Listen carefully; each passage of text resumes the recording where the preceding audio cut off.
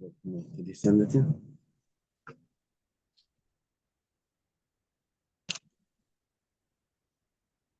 Okay. Today we're going to start on Mem Gimel Amud Beis. To find where we start, you have to count up about 10 lines. Exactly 10 lines. And we're going to start from Masnisa Detanya. Okay. I think I'm not able to learn Torah every day. It's supposed to be learning. We should have the Beis Hamikdash immediately. And we're learning also for Shleima, father, and Tali ben Menuch Bela, and Yaakov ben Fega, and Daniel for your father. Simcha Shalom Cohen ben Chana.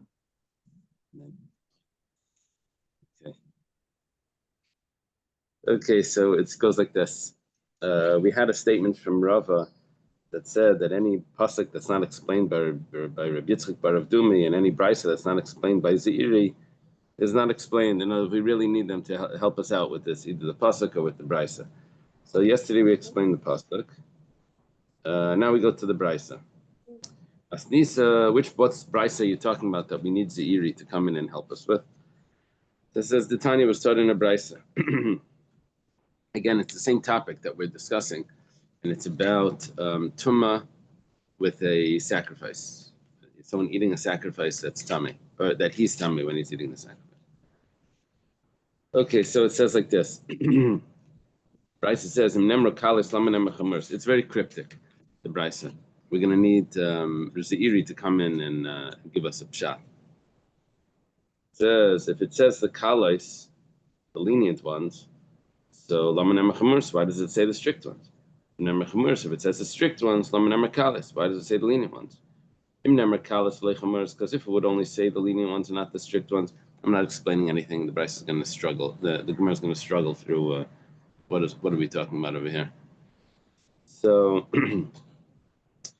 if it only says the kalas and not the chamuras, the lenient ones but not the strict ones, I would have thought I would have thought that the lenient ones are a negative prohibition and the strict ones are misa, are a death penalty. Therefore, it tells us the chamuras, the strict ones, to tell us that everything is only a negative prohibition. There's no death penalty.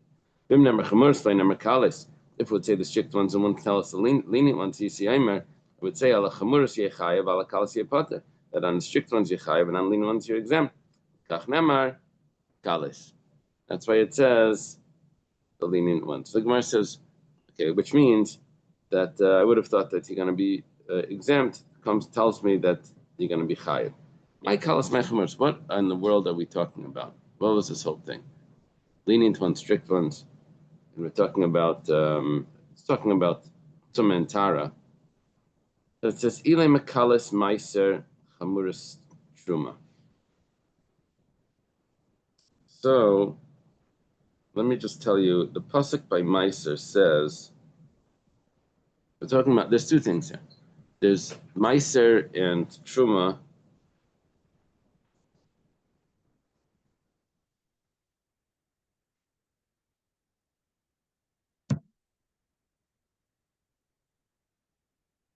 That both of them, a person needs to be tahar when he eats. But there is one slight difference. Meiser, the person doesn't need to wait for nightfall. He just has to go to the mikveh if he's tummy. Truma, he has to wait for nightfall. That's the first mission in brachas.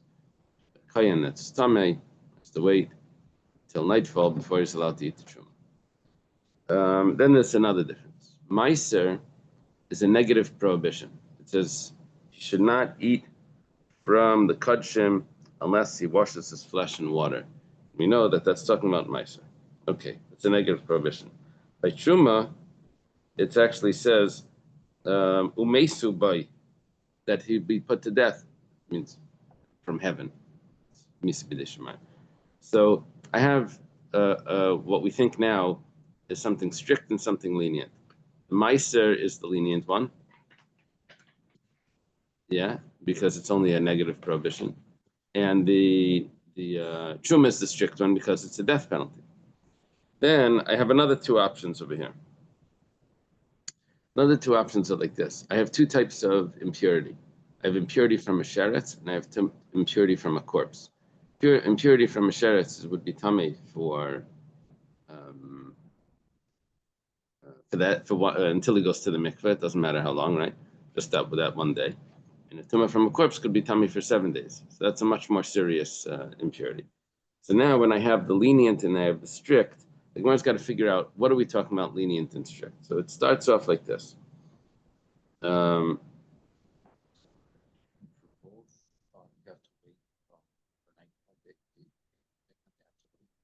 I say you don't have to wait, and for truma you do have to wait. It's both sheretz and both types of tuma. Are you talking about for truma? For truma, yeah, you would always have to wait until nightfall, or else it's considered tvilyan.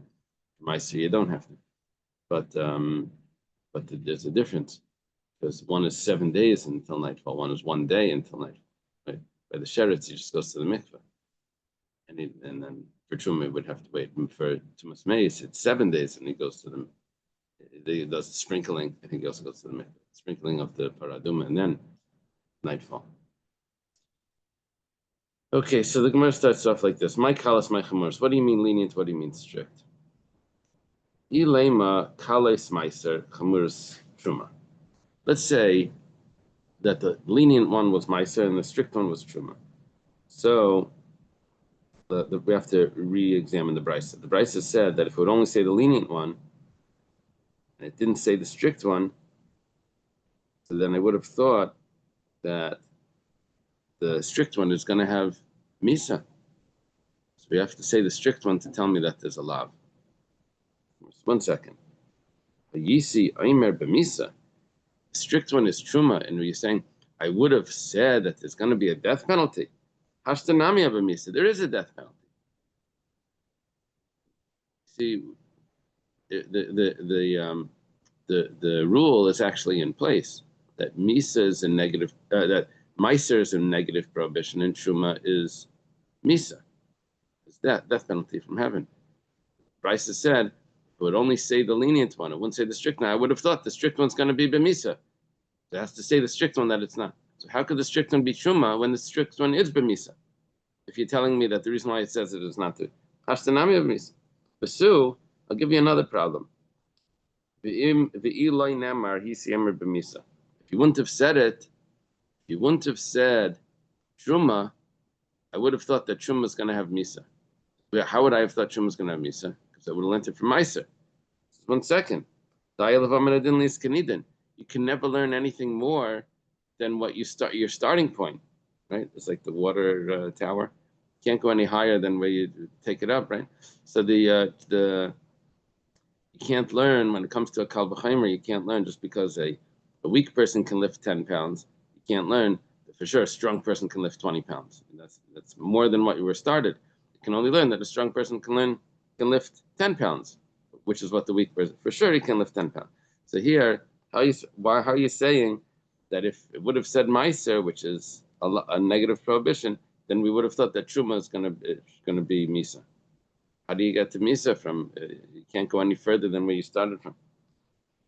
Ella, so we're going to have to adjust the whole shot. Kales is tumas sheretz, chamurs is tumas meis. We're not talking about the item of what's being eaten. We're talking about the type of impurity. The lenient impurity is the tumas sheretz, and the strict impurity is the tumas meis. Now we have two options. What type of food are we dealing with? Are we dealing with meiser or are we dealing with truma? We're going to have to read it through with both options.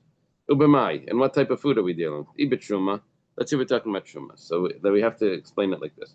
If it would have said the lenient one, which is sheretz, then I would have said that the lenient one is a negative prohibition, and the strict one would be death penalty.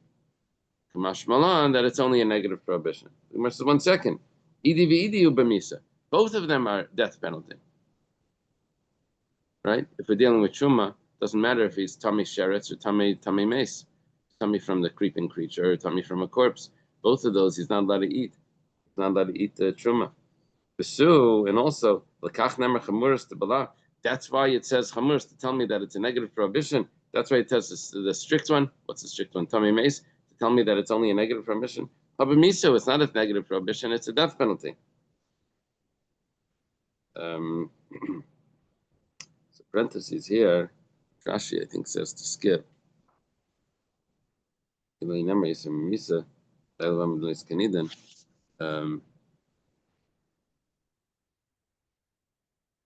says to skip this because if we're starting off, theoretically, we were starting off that the lenient one is a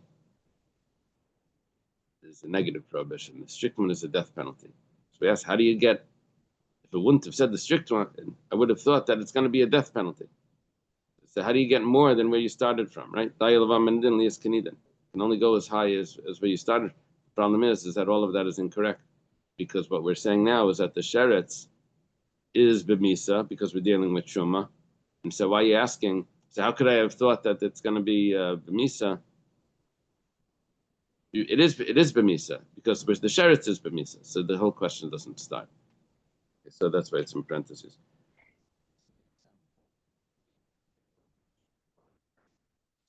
No.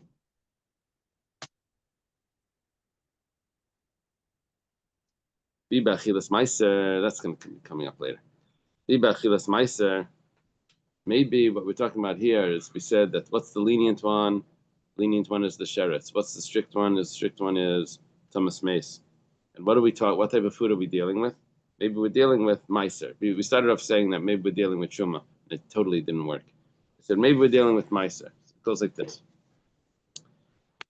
If it would say only the lenient one, then I would think that it's a negative prohibition. Then the lenient one is a negative prohibition, and the strict one I would have thought is going to be misa. Mashmalan, that it's only a negative prohibition. Okay.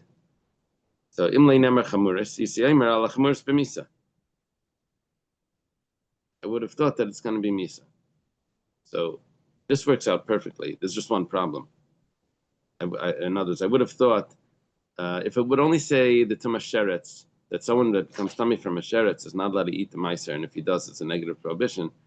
Okay, that's good. That's granted. That's actually accurate. But I would have thought that if someone is tummy mace, then it's going to be a death penalty. So, okay, that's perfectly logical. A stricter tumah may be more. The only problem is that you can only get a dial of hamanadin lias knidan. It's enough to take from what you're learning from, not to go any further, which means you're only coming from Tumasheret, and you just told me that Tumasheret's impurity of that creeping creature on the person when he's going to eat the Meiser is only a negative prohibition. So how would you have ever thought that a Tumas Mace is going to be a death penalty, even though it's stricter, but you can't learn anything more than where you started from? So now is where Zeiri steps in, and this is what Rabba said, that without Zeiri, we wouldn't have understood this.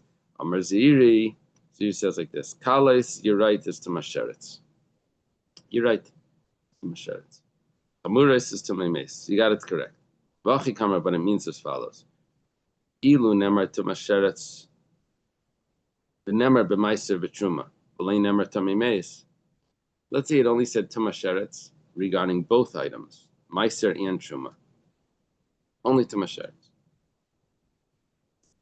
So what's the halacha by maiser? What's the halacha by truma? So we'd go like this.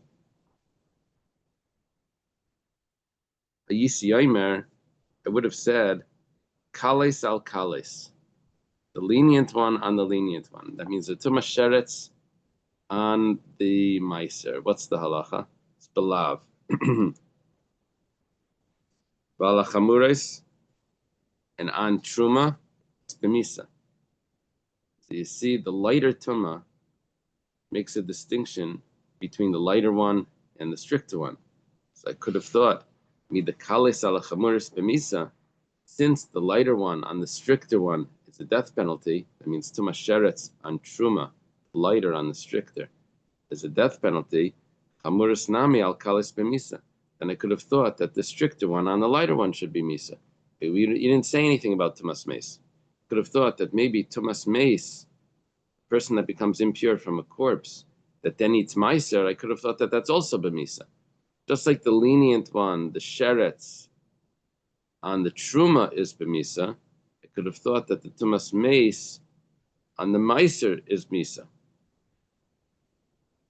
So the kach nemar, so chamuris nami ala kals misa. The kach nemru chamuris. That's why it has to say the chamuris to tell me that even tumas meis on truma, even tumas meis on meiser is only going to be belav. It's only going to be a negative prohibition, even though it's coming with a stricter impurity. Okay, so that's what Zeiri steps in to do over here. We're going to have a rather lengthy brisa, and I'm just going to explain this brisa. Go back and forth about what pigul applies to, and machlekes Reb Meir and the Chachamim regarding certain things that are possible to be brought not together with the sacrifice. And if that's the case, maybe the sacrifice should not be the matir for those items. What makes pigul? Only something that has a matir, and then what's remaining is if someone eats it as pigul. Matir means a permitter.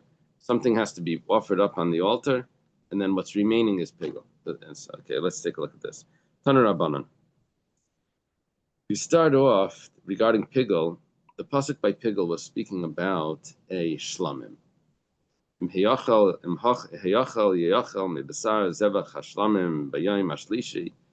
know, remember? And we said that it's talking about not when he actually eats, but it's talking about when he thinks to eat. That's what we said that it's talking about. Okay, mash shlamim. The Gemara says like this. No, I skipped. Maybe allocates for shlamim. Maybe it needs to be something that's we can only have the laws of pigul, only something that's similar to the carbon shlamim, like the pasuk that talks about pigul says explicitly that we're dealing with the shlamim. Just like a peace offering, a shlamim, you have 2 days plus 1 night, the middle night, to eat it. So too, other sacrifices that have such a time allowance of 2 days and 1 night, the laws of pigul would be applicable. How do you know that there's a concept of pigul even by sacrifices that are not the same as a shlamim, that you only have 1 day and 1 night to eat, which is the typical for kachi kachim, for the more holier sacrifices? So Talmud Laimar, the pasuk has an extra word, mi besar, from the flesh. Didn't have to say from the flesh. It's mi besar zevach hashlamim. That's what the pasuk says. From the flesh of the sacrifice of the shlamim. It's coming to tell me that kol shashirayin. Kol shashirayin nechalim. It's coming to tell me anything, even if the time allowance is different, but as long as the remainder of the sacrifice is going to be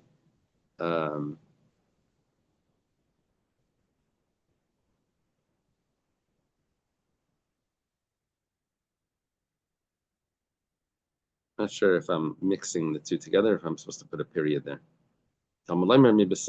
Maybe that's it. Maybe that's where I'm supposed to end the sentence. I guess we can say now. No, I guess no. You maybe supposed to read together. Mibasar is coming to tell me anything that the remnants are eaten. Okay, now the Gemara says, but this wouldn't include the burnt offering, the elevation offering, because this doesn't have the remnants being eaten, because the remnants of the burnt offering it's all burnt. There are no remnants. Talmud Laimar, I have another word in the pasuk that says zevach. Zevach. It says mi besar zevach hashlamim. Okay, so that's coming to include even something that doesn't have the remnants eaten. Minayin l'rabbeis ha'ifes v'hamenaches. How do we know that the laws of pigul should also apply to birds? We were talking only a shlamim, and we included anything that has a remnant that's eaten. We included even if it's burnt on the altar, but all of this was animals. How do we know birds? How do we know meal offerings, flour? To the extent that I can even have pigul by the oil that comes along with the sacrifice of the Mitzayra. And there's a purification process. They have other words extra in the pasuk that says, which they consecrate to me. It's coming to include as follows.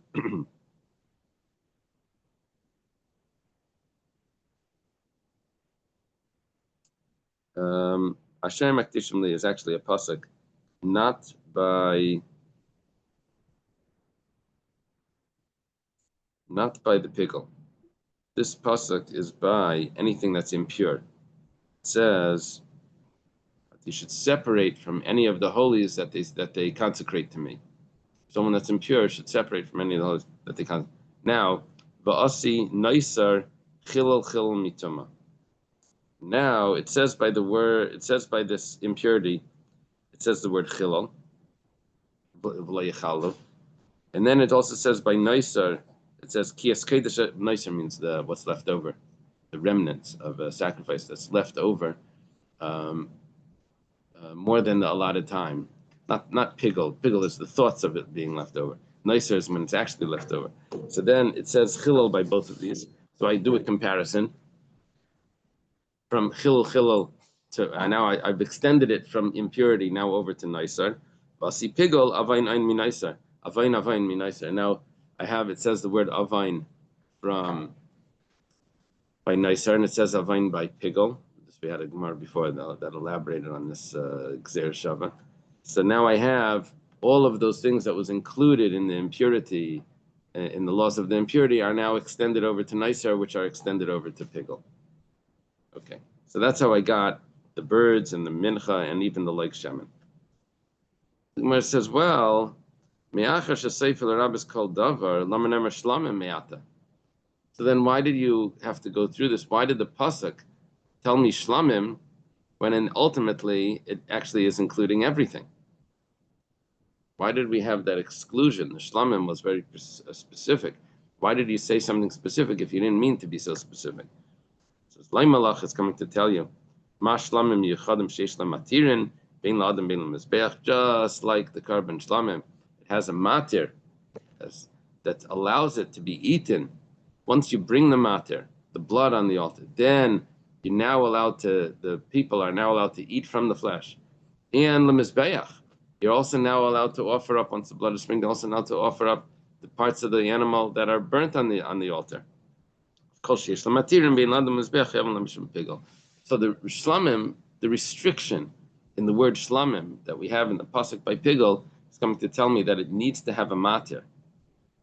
And the matir allows it to go to now be eaten or to be offered on the altar. Those are the only sacrifices, offerings that have the laws of pigol. Brisa goes on. We have our traditional Gemara. There's a two dots here, which makes it look like a new piece. It's actually one long brisa. Ha'ila dama mater es b'sara lemizbeach. Where by the oila? What's the mater? The blood, and the blood allows the flesh to now be offered onto the altar.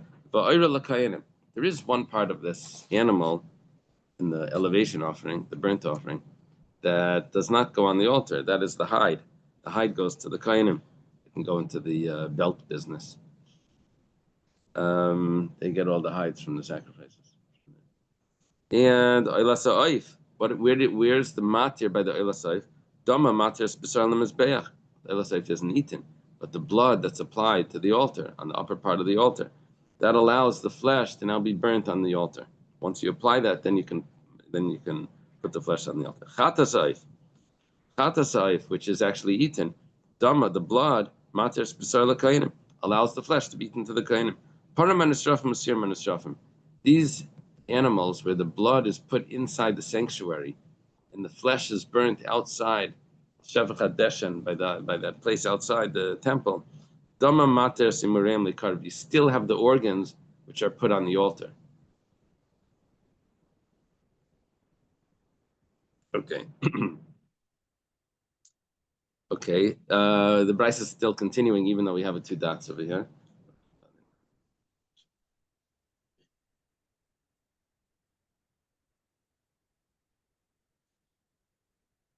Moitzi anias akaimetz, besalavina, bahakatiras, minchas kainim, minchas kain Mashiach, minchas nesachim, bahadam. The exclusion, so far we included everything except for things that don't have a mater. What are those things that don't have a mater? The actual kaimetz itself. Kaimetz itself, or the blood itself, they don't have anything else that permits them because they are the mater. They permit something else. So if someone would actually end up eating the kaimetz or the dam, the laws of pigel wouldn't apply. They'd have the other laws, but it wouldn't be a law of pigel. What else doesn't have a mater? The ketairas and the frankincense. Those don't have a mater. Those are just put straight on the altar, on the inner altar.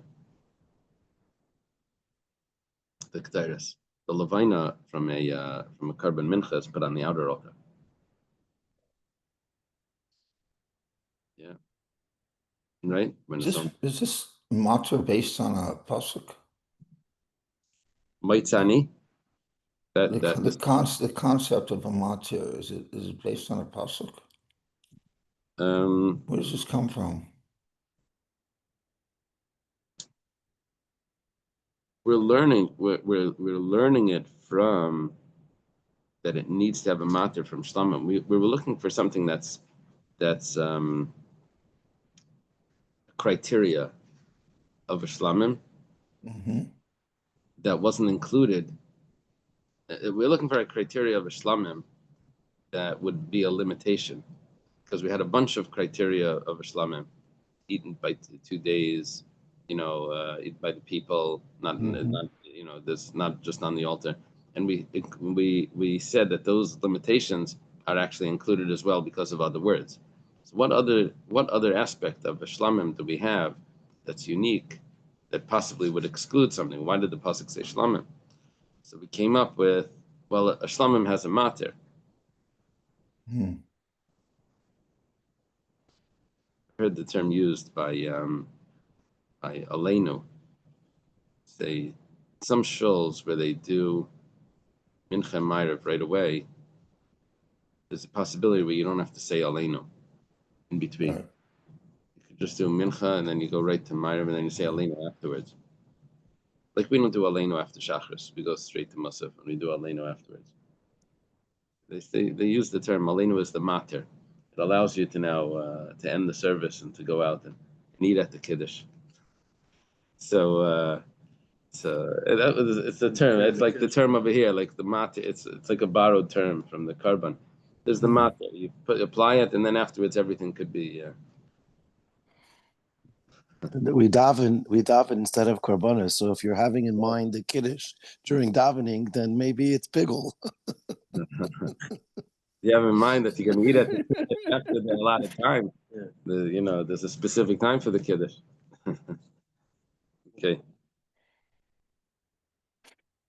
Okay, what else over here does not have a mater? So we said the levina, the ketairas, the kaimetz, of course.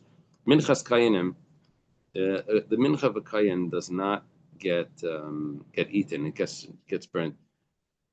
Now, there was an opinion that held that it's actually divided up. You bring the kaimetz, and then you just burn the rest as well, or you just burn the whole thing. There was a discussion about that. Maybe it's going to come up. Minchas Kain Mashiach we spoke about is the Chavite Kain Gadol, which is just offered half in the morning and half in the afternoon. Now, what's going to end up being a discussion here is when it says Minchas Nesachim. Minchas Nesachim is the flour, the oil, and the wine that come along with a sacrifice. Now, this is a little problematic because we're excluding this. The problem with this is that in the Minchas Nesachim, once the sacrifice is offered, which means the blood is put on, then that's allowed to be eaten. That's allowed to be offered as well on the altar. It's not eaten, that's put on the altar. But you need the blood to be applied for this to happen. However, on the other hand, the Minchas Nesachim does not need to be brought on the same day. If someone didn't have it, he only brought his animal, he forgot to bring where's your Nesachim? He says, I forgot it, I'll bring it tomorrow. It's okay, but next time. But so they say, okay, he's able to bring it up to 10 days, even 10 days later. that may mean 10 days later, may mean much later. They could even be brought independently, actually, without a sacrifice at all. So, if it's brought with the sacrifice, then we have a little bit of a question here with the discussion. Should there be should it be considered that there's a matter, and this would be have the loss of pickle? Let's take a look. Reb Shimon, anyway, Reb Shimon Aimer, Mashlamim Yuchadim Sheish Bayala Mizbeach Achitzin V'Chayavan Love. Reb Shimon says anything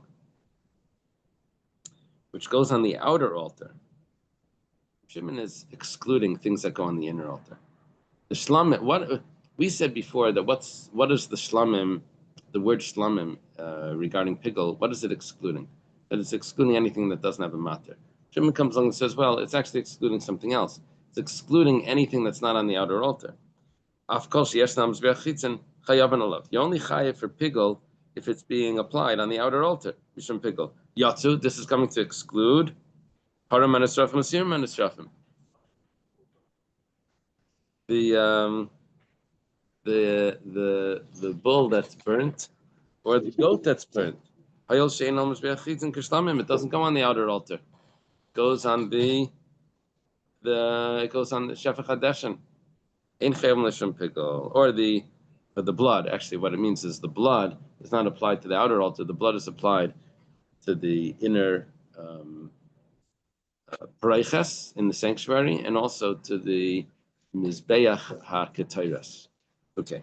Amar Mar. Here's where we go back to explain the brisa. All of this was one long brisa, starting with the Tanur Rabbanan. Master taught, which means that we're going back to analyze something that was said by the brisa. I would only bring something which is similar to a shlamim. What's similar to a shlamim? We thought maybe only something that's eaten in 2 days. It starts off like this. My niyu. What would you were thinking of including then that's only eaten in 2 days? We said bechar.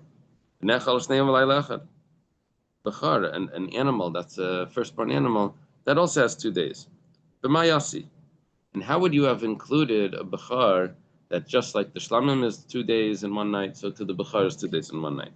Iba mamatzino, if you would do it with what's called mamatzino, which will translate as a precedent.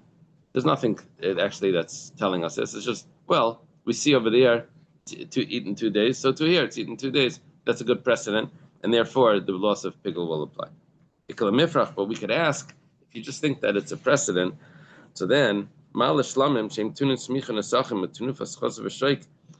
of shlamim are so much more specific that over there you need to lean on the animal, you need to bring along libations, the flour and the oil and the wine. In Tenufas Chazav V'Shoik, you have to wave it, the breast and the thigh, with the kohen. The kohen waves it. So, how could that be a precedent for Bechar when all of those laws don't apply? There's so many differences. Ella, rather, I wouldn't learn it from just that it's a mamatzino. Mamatzino, it's just like we find here. So it's over there, the precedent. I would learn it from a klal upratu klal. It would say, Me'im heyachel yeyachel mi besar zevach hashlamim. If he will eat, he will eat. He will eat, it will be eaten probably. So that's two generalizations. He will eat, it will be eaten. It's not saying which sacrifice. And then I have I would have the shlamim is the specific. So how does it work? It says klal prat klal yetadan el kana prat. I would include anything that's similar to the specific. What's similar to the specific? 2 days and 1 night. So I would include the bechar as well, 2 days and 1 night. The Gemara says, but you can't do that because the words heyachol yeyachel hanitrei klali desmiche adanininu. I don't have a klal prat klal. You have a klal and prat. It's generalization specific. It's supposed to be klal, prat, klal, generalization specific, generalization. Rava says, well, don't worry about that problem. Kadami marava, because in the West, which means in Eretz Yisrael, we would say, kol makam shatamayt shnei klal smichum zelazeh hatl prat b'nei v'denim klal prat. That's not a problem. All you have to do is you splice the the klal, and you cut that, and you take the prat and you put it in between. Yeah, cut and paste, and you and now you have a klal prat to klal. You can do that. It's not a problem. But they change it to Ravina. You're right. My Gemara also does it. Why do they change it to Ravina?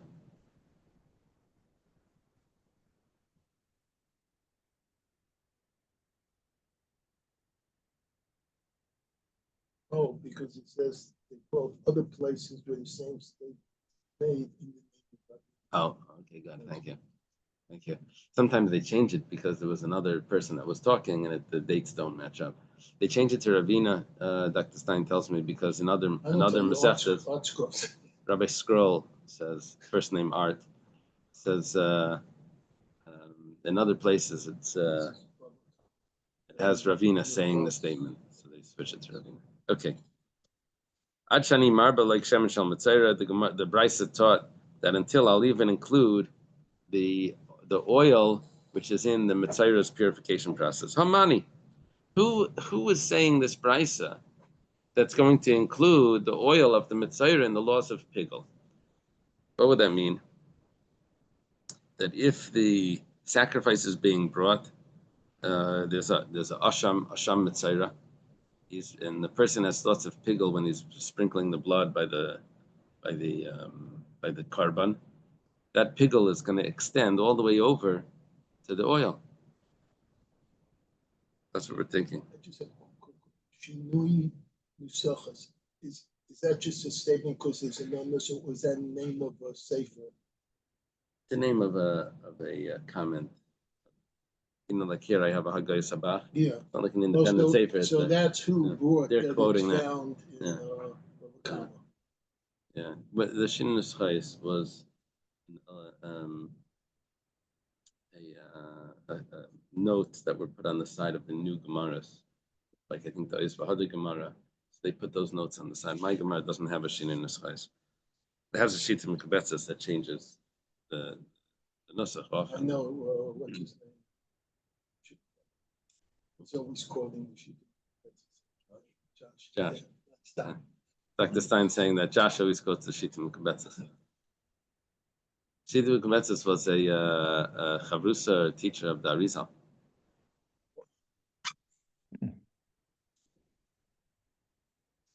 The commentary is called Shita Mekabetzes, which means a collection of opinion.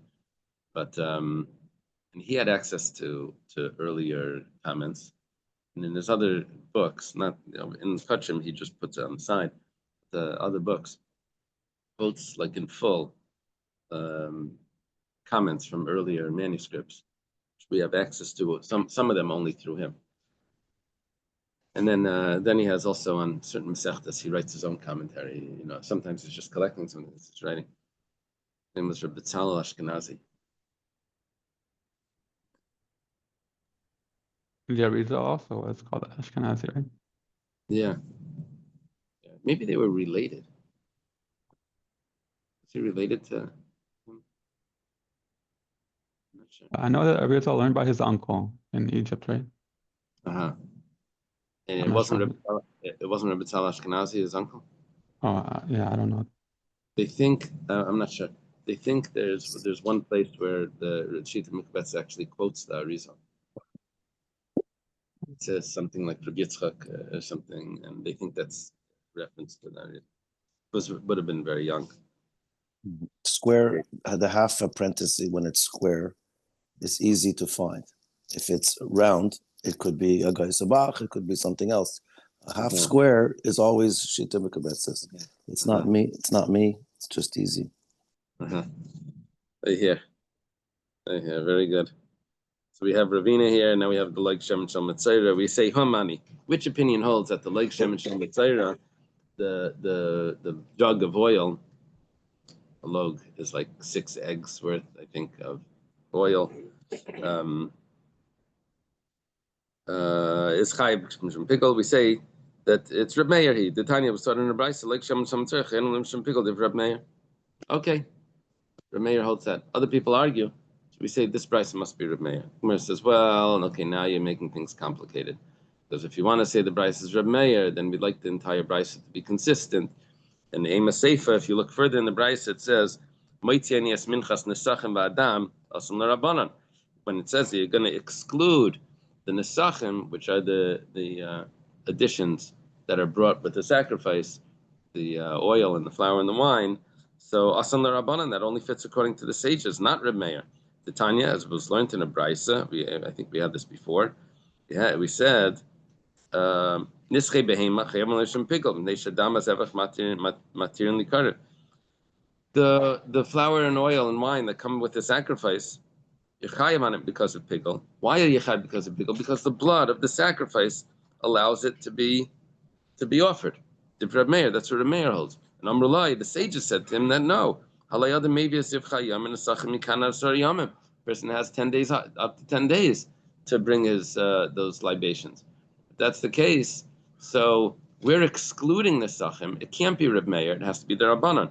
When it came to the mitzayra, the oil of the mitzayra, we included it. When it comes to the nesachim, we exclude it. If it would be Reb Meir, we would include both. If it's the sages, we would exclude both. Now we're doing one, we're including the oil, and we're excluding the nesachim. Amalahan, Reb Meir responded, I'm also only talking about, when I said that we're including the nesachim, I'm not talking about the ones that come 10 days later. I'm talking about only the one that came actually on the day, came together with the sacrifice. That's going to be have pigel. Okay. Amar Rabbi Yosef, because of this problem, Rabbi Yosef says, Hamani Rebbehi. It's rather the opinion of Rebbe, and we're going to adjust something in the way of understanding this. We're going to say,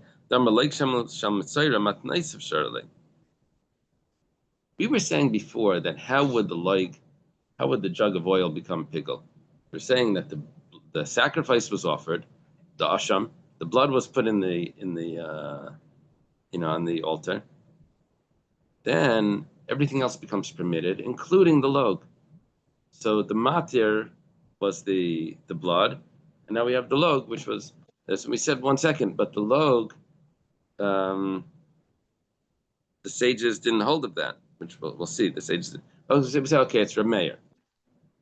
Okay, now we said if it's Reb Meir, then the Brisa is inconsistent because we have another source in the Brisa when it talks about Nesachim, which is clearly not Reb Meir. So it comes along Rabbi Yosef, and he says that what we said before about the loig, which you wanted to say is Reb Meir, it's actually not Reb Meir, it's Rebbe.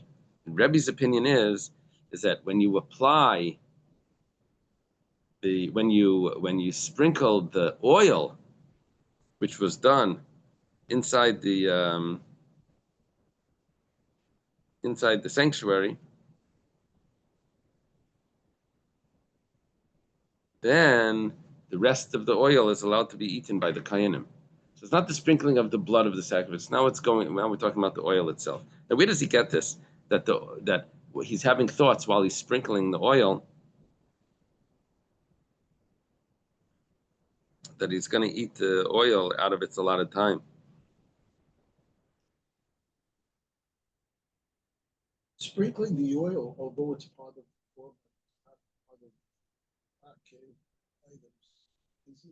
items. We talked about, right, Kabbalah and all those. Right, it's not part of a regular sacrifice. Right. So it's unique. It's just by this jug of oil we're going to have the sprinkling, and then the rest of it is going to be allowed to be eaten. So how are you going to learn from that unique item to be? We're not. What we are learning, what the Bryce is doing is we're learning that just like the sacrifice, the shlamim sacrifice, has a matir. You do this, and that allows that. So too, by the oil, you do this, and that allows that. Okay. So Rebbe doesn't actually say that there's pigel by the oil. What Rebbe does say is like shemen shel mitzayra matanaisav sharolei. When you sprinkle the blood, that allows the oil to be eaten. And how long do you have? A day and a night to eat oil. Mida matnaisav sharolei. Now the Gemara, Rabbi Yosef, implies from what Rebbe says, since the oil permits, since the applications of the oil permit it then now to be eaten, matnaisav mefaglile, then they probably also make pigel. The Tanya started in a Bryce like Shem Mitzayra. But when it comes to the jug of oil of the Mitzayra, moyel and bayad shizr kadam. Mailim by means that it's prohibited to have personal benefit from the oil until the blood of the sacrifice is offered. There's rakadam, once the blood is offered from the karban asham, mailim. There's no, you're not allowed to have enjoyment from it, and there's also no me'ila. So the blood stops the me'ila. Rebbe says, Rebbe argues, Rebbe says, there's me'ila until the applications of the blood, the sprinkling of the blood is done. And everyone agrees that it can't be eaten until the blood is sprinkled and it's put on the thumbs.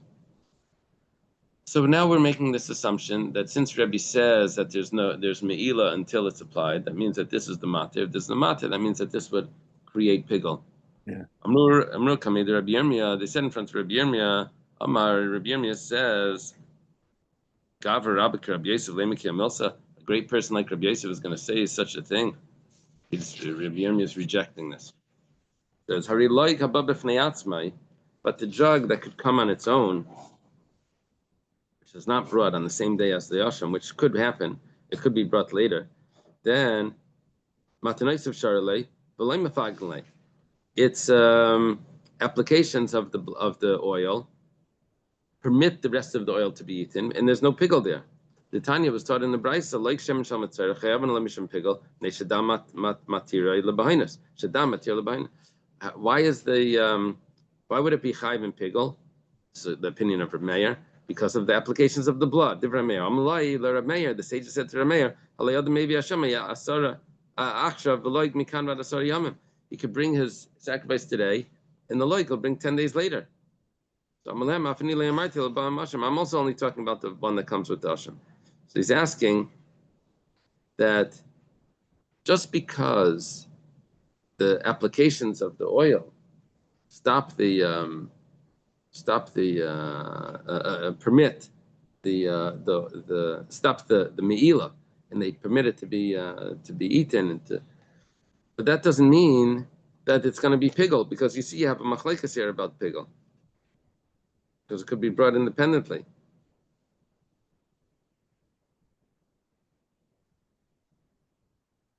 According to the sages, there's no pigul here, and Reb Meir held there's pigul, but fine. But we're arguing with that. We're following the sages. We're saying that there's no pigul by the nesachim, and so now we're going back to the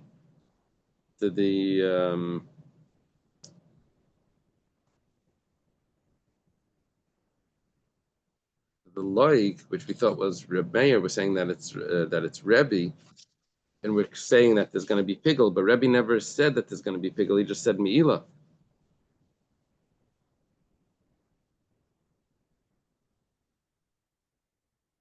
Okay.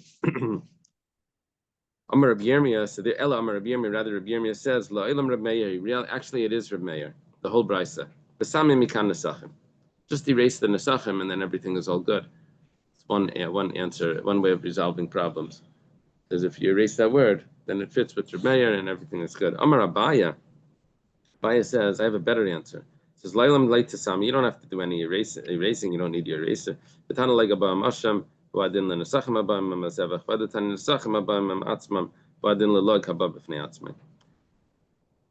was all, you didn't understand what the brisa meant.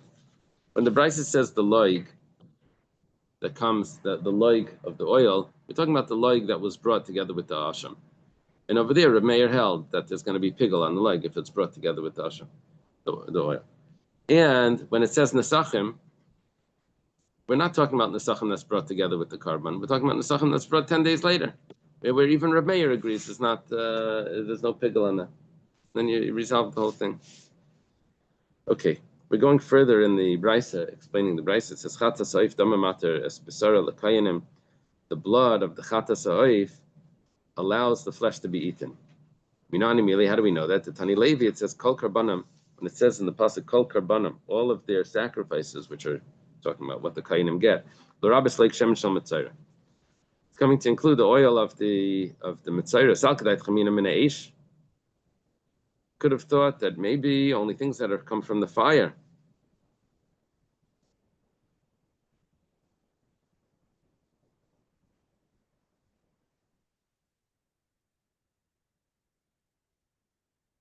Kasav Rachmana. Salkadaitach Mina Eish Kasav Rachmana V'Hailav Meiser Mina Eishu. So Kamash Malan. I need the pasuk of Kol Karbanim to teach me that the loig is as well, because loig wasn't put on the fire. I know I could have thought only things that go on the fire the kainim get to eat. Chol Minchasam. All of their meal offerings. L'Rabbis Minchas Aimer and Minchas Kanais. It's coming to include the Aimer and the mincha of the Saita, which also go to the Kayanim.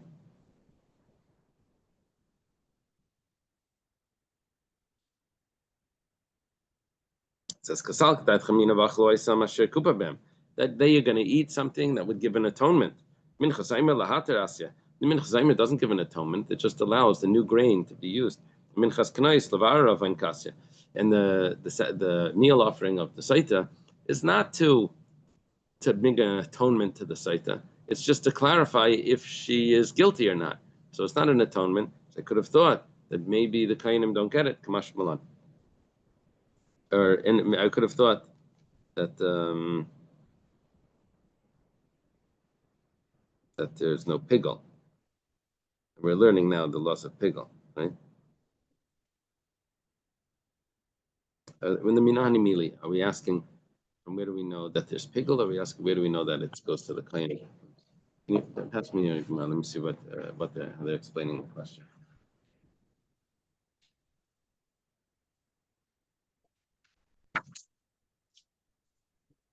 What's this word?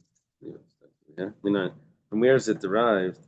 Since the bird offerings are killed to the Malika rather than Shkita, perhaps the meat is forbidden for consumption by people. Yeah, how do we know that they eat it? As simply as that. How do we know that we eat it? How do we know that it's eaten? So we learn it from Kol Karbanim. How do we know this is eaten? How do we know that's eaten? Okay. Now we go to L'chol Chatasam, L'Rabbis Chatasayif. How do we know that the Chatasayif is eaten? It says, well, Salkadait Chamina Nevele. I could have thought that it's a Nevela because the Malika is done. So Kamash Malan comes to tell me that L'chol Chatasam, all of their sin offerings. L'chol Hashamam, all the guilt offerings, Nazir, Hashem Mitzayir, Salkadait Chamina L'Hachshek Asuf. I could have thought that it's just allowing them to do, to return back because of their impurity. Now they can come back. Or maybe for the Nazir, this is talking about a Nazir that became Tameh. So it comes along to tell me the pasuk that says L'chol Hashamam. They include also these two types of sacrifices. When it's asked, 1 second, Hashem Mitzayir behedik siv bei. By the Hashem Mitzayir, it clearly says in the pasuk that it's eaten by the Kayanim. El Rabbis Hashem Nazir ki Hashem Mitzayir. Okay, so dropped Hashem Mitzayir. But we meant was the guilt offering of the Nazir, like the Hashem Mitzayir, is going to be eaten by the Kayanim. Asher Yeshivu, what else goes to the Kayanim? Zeges alager l'chahu. To you, it's so much the Kayans that he can even use it, not just that he eats it, but he can even use it for his personal things, which is, even if he wants to marry a woman, he can hand it to her, whatever it is. Gesel Ager was if someone stole from a convert and he never paid back, and the convert died, and he has to return it to the inheritors, but there's no inheritors because he was a convert. So it goes to the Kainim that are there at that time when he's returning it. It becomes the Kainim that are even able to use it to marry a woman. It comes up. Tanya. Yeah. Tanya. That's what we're doing here. Is we're going through the 24. Tanya. Son and Braiser. Rabbi Lazar. I'm Mishum Rabbi Yisai Glili. Rabbi Lazar. Actually, let's leave it over here. We're up to Tanya. Let's stop by Tanya. You want to learn tonight because we're behind, and it's Thursday night. And you have the idea. I'm not able to learn tonight. Well, that answers that. But we do have some small blocks coming up, Okay, so we great. should catch up. You want to catch up before you go to Israel? When are you going to Israel? No, 4 days after Shabbos Rosh. Oh, okay. So hopefully next week we'll try to catch up. Sunday? Thank you. Oh, could be Sunday morning. Could be.